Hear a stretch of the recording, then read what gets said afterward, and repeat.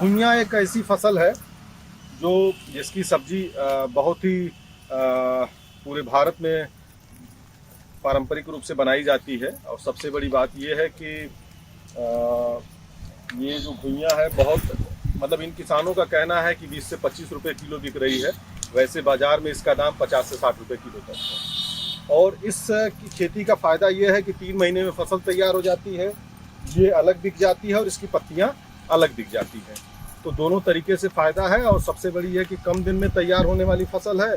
तो इसमें अब धान की रुपाई हो जाएगी, फिर उसके बाद अक्टूबर में धान तैयार हो जाएगा, तो फिर उसके बाद में चाहे गेहूँ बोए या आलू की खेती हो जाती है। तो ये इसका एक बड़ा फ़ायदा है। और ये लोग जो किसान हैं इनका यही कहना है कि रेट बहुत अच्छा नहीं है और थोड़ी सी जो घुइयाँ का आकार छोटा है, क्योंकि अगर थोड़ा सा बड़ा होता तो रेट अच्छा मिलता। घुइयाँ की खुदाई चल रही है।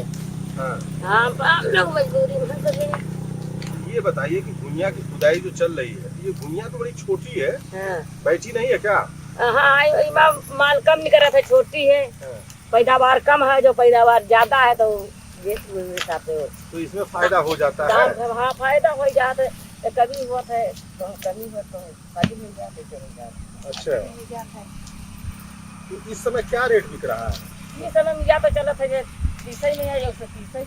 130? हाँ, 130 पसेरी। मतलब पसेरी मतलब 5 किलो। 5 किलो पसेरी। तो ये बता कैसी बनती है इसकी सब्जी? सब्जी की अच्छी बनती है। कि उबाल के कल्हार के बनत है कि कच्ची बनत है। हाँ, जैसे लगा दियो तेल मसाला वैसे सब्जी की बढ़िया बनत है। फायदा करती है? हाँ। अच्छा, तो ये कितना पैदा हो जाता है अगर खेत में देखा जाए तो अलग इसके हिसाब से देखा जाए तो जैसे 1 बीघे में कितनी पैदावार निकल जाती है? अब वही पैदावार हिसाब से निकली, जैसे जब माल निकली तो सनो पनो को जो खाद पानी देंगे वही हिसाब से निकली है। इसमें खाद पानी ज्यादा देना पड़ता है? हाँ, ज्यादा देना पड़ता। दवा परत है, यूरिया डाया परत है। अच्छा। दवा परत है, दवा छिड़की जात है गिरवन पर मशीन द्वारा से। अच्छा, वही हिसाब से पैदावारी, वही हिसाब से दाम। अच्छा, एक चीज और बताइए दादा, आपसे पूछ रहे हैं कि आपके घुइयाँ जैसे है, घुइयाँ बताते हैं कि बहुत फायदा करती है, तो इसको खाने से फायदा भी है शरीर में? खावा जाती है और सब्जी अच्छी बनती है, लागत लगती है। अच्छा, इसकी खेती में लागत कैसी आती है? कम आती है? कम, ऊपर खर्चा अधिक आवत है।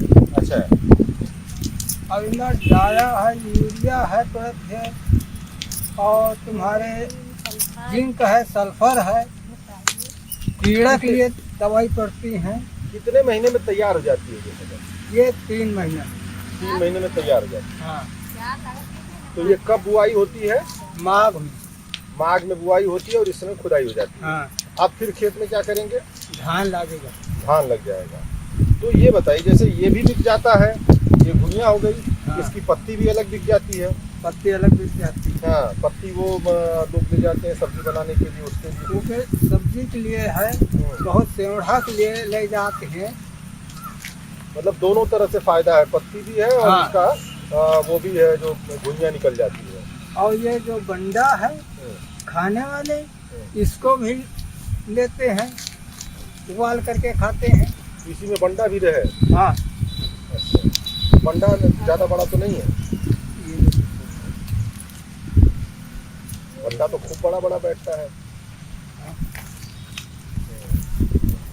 तो अब इसी में धान की रुपाई कर रहे हैं? धान की रुपाई हुई। तो बहुत बढ़िया समय से इसकी खुदाई चल रही है। हाँ, अच्छा, साइज बहुत बड़ा नहीं है आपका इसका? तो शायद बड़ा का तमाम लोग लागत जो है पानी पाइस नहीं, तीसरे दिन पानी लागत। तीसरे दिन पानी लगा तो बालू खेती है। बहुत नंबर आ जाता और अभी ये दूरस मिट्टी में इन जा तो अच्छा फायदा मिले। धर्मेंद्र सिंह, किसान तक, 12 बजे।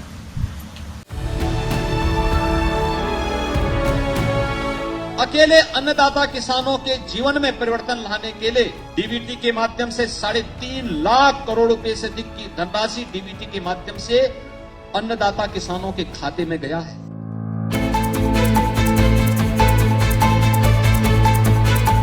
इस आसमानी तस्वीर को देखकर आपको झीलों के किसी शहर का एहसास हो सकता है, लेकिन अगर आपको ऐसा लगता है तो आप पूरी तरह से गलत हैं। ये बुंदेलखंड है। दरअसल इस परिवर्तन के पीछे है खेत तालाब योजना।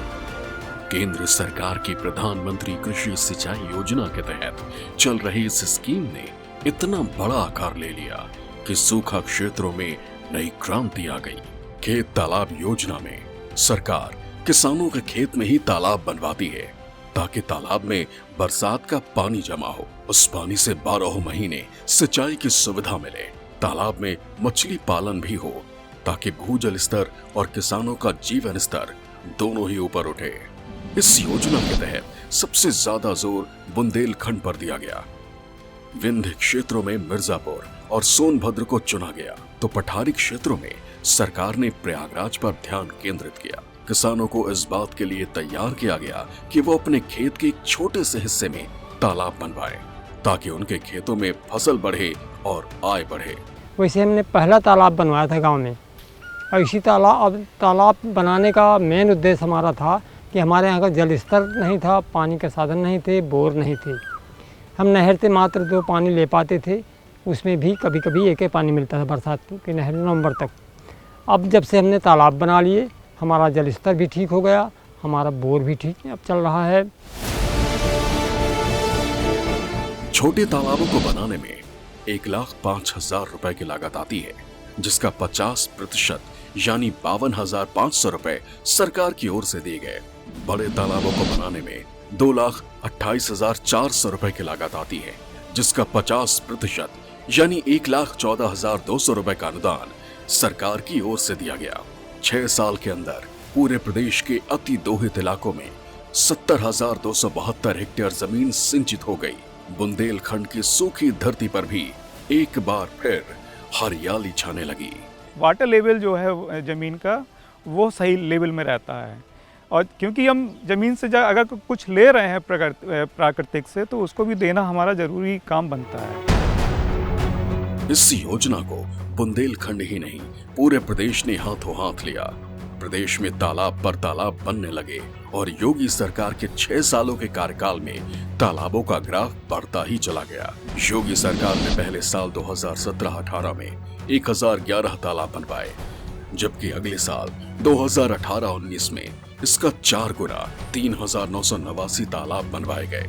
2019-20 में यूपी सरकार ने इससे भी ज्यादा 5,261 तालाब बनवाए, और 2020-21 में जब कोरोना के कारण भारत के लिए कठिन समय आया, उस वर्ष भी यूपी सरकार ने 4,427 तालाब बनवाए। 2021-22 में पूरे प्रदेश में 5,388 तालाब बनवाए गए, और 2022-23 में नए तालाब बनवाने की संख्या सर्वाधिक 6,306 तक पहुंच गई। इस तरह खेत तालाब एक मिशन बन गया, और 6 वर्षों में पूरे प्रदेश में 26,382 नए तालाब तैयार हो गए। ये योजना ऑनलाइन चल रही है।